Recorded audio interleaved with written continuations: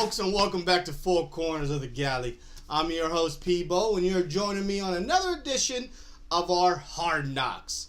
Training Camp with the Cleveland Browns 2018. That's right, folks, we're up to episode 2, and we're still going through the Training Camp with the Cleveland Browns, and I'm here to recap and break down what happened on the last episode. So let's kick this sucker right off.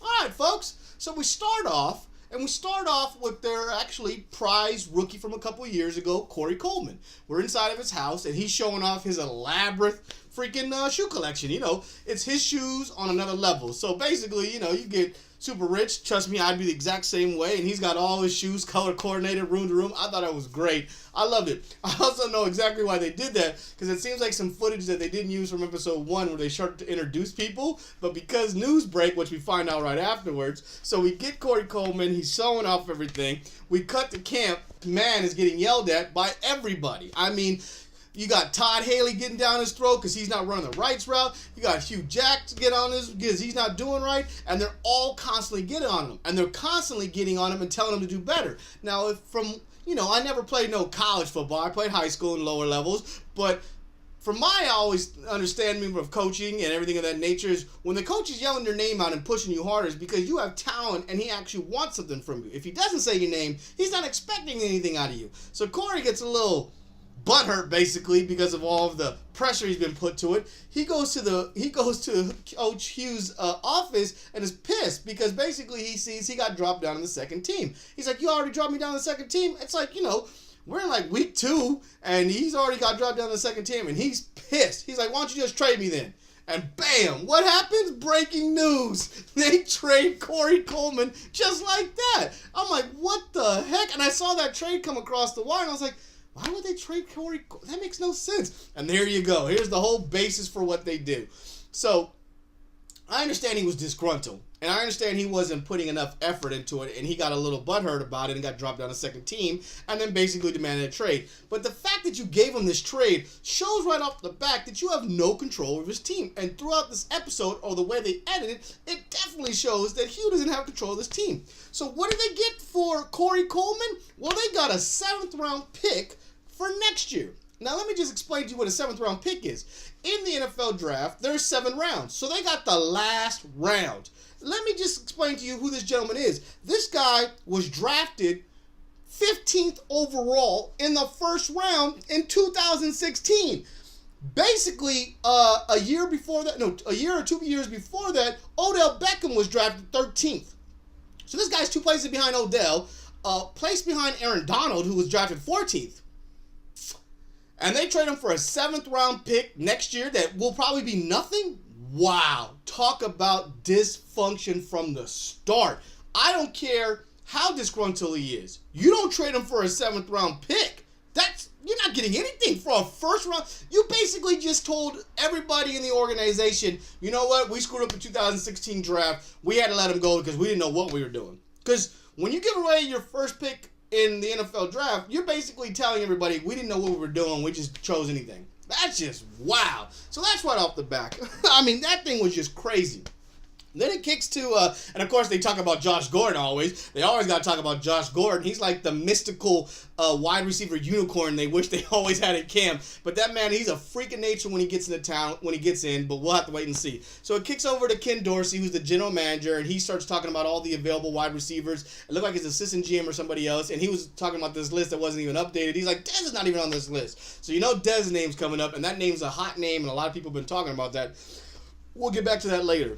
So then, we kick over, and we actually see a dashboard cam from a police car. And you're like, what the heck? I know. It only gets worse now for the Browns. So it seems like the night before, I guess, filming, their new rookie wide receiver, Calloway, doesn't get arrested, but he gets cited for driving with suspicion of marijuana and pulling over funny. And he gets a ticket and things of that nature. He comes to work for him and camp the next day. And you can see he's got something on his mind. And the general manager, Ken Dorsey's trying to talk to him. Hugh Jackson's trying to talk to him. And he's just being very standoffish. He's not talking to any of them. He's not telling anybody about anything. He's holding in all he's got. But the funny thing is, obviously HBO, when they edited it, they already know the information. So they're able to watch him do things while they bring their overtop communication because they already know something is wrong. So it was funny to watch HBO talk about an event that happens while he's hiding it from everybody else. So that was a real cool dynamic. We also get to meet their big tight end from last year, David Njoku, who was a monster last year, but as you can see, has some issues with his hands. Well, we first meet him and he's in like a state of zen. You can see he's trying to find his chi, and he's meditating and looking for different things to help him to like concentrate while he's out on the field. When we kick over to him next time, he's basically having a debate on his gloves if they're pink or purple. They look fuchsia to me. This is a silly debate, no matter what you want to call it, because he's just fighting and arguing over if they're pink and purple. The whole time he's arguing about it, the next time they show him, he's dropping every ball known to man. It's like, I don't care what color those gloves are, boy. You better catch that ball. I mean, I don't even understand what you're doing. Like, why are you messing around with that? He dropped like every pass you could think of. So, of course, the coaches are getting on him. Other players are like, man, you better hit that jug machine. You better make sure you get on him. He starts snapping on him because he doesn't want to hear no nonsense about things he's got to do. So that's pretty funny. And basically what you get out of this whole thing is we haven't even gotten to the game yet. This is definitely week 2 or week 3 at the most. And everything is completely dysfunctional with the Browns. I mean, Hugh has lost complete control. Then they cut to everyone's walking around, everyone's jogging, they're not even running, they're basically don't even care. Jim Brown shows up to camp, he has a little conversation with Baker Mayfield. I thought that was cool. And then everybody's just doing all their stuff. Finally, Tyrod Taylor steps up to Hugh out of nowhere and tells him, hey, look, coach, man, you should put a camera above so you can really film all these guys not hustling and really call them out for it. So that clicks into Hugh's brain, and then he goes back to in the film room and starts calling each one of them out, trying to get them all remotivated. They come back out, and, of course, HBO shows them remotivating. But all I've gotten so far is you have traded a wide receiver for nothing. Another wide receiver is lying to you, and he already had issues before that, and your whole team doesn't care about anything going on the field right now. So, I don't know about you, but it already looks bad, and you could see it, the mindset of the Browns and the mindset that they're just not going full speed, and this is only practice. I mean, we're not even at the games yet. This is just a bad situation.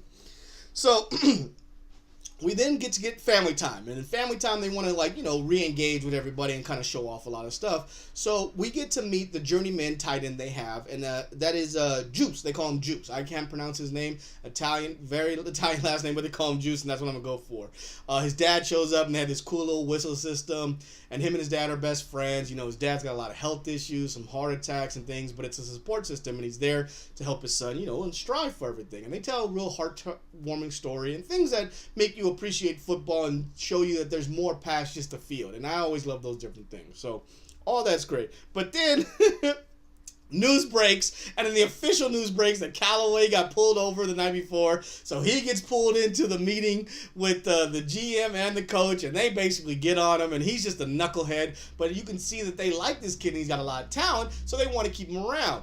So he comes back out, and he has to apologize to the whole entire team, of course, and make up because he completely lied to everybody. He's dishonest. I mean, this is not college. You could truly see that who was ever coaching or really getting into these men's minds, they're not really helping them. They're just showing them football. But there's way more to the NFL than football, because now you're uber rich and you've got all the responsibilities out there, and you got to really focus. So all that finally goes bad, and then we finally get to the game. Finally, we get to the first preseason game of the Cleveland Browns versus the New York Giants. And what do you know? It goes really well.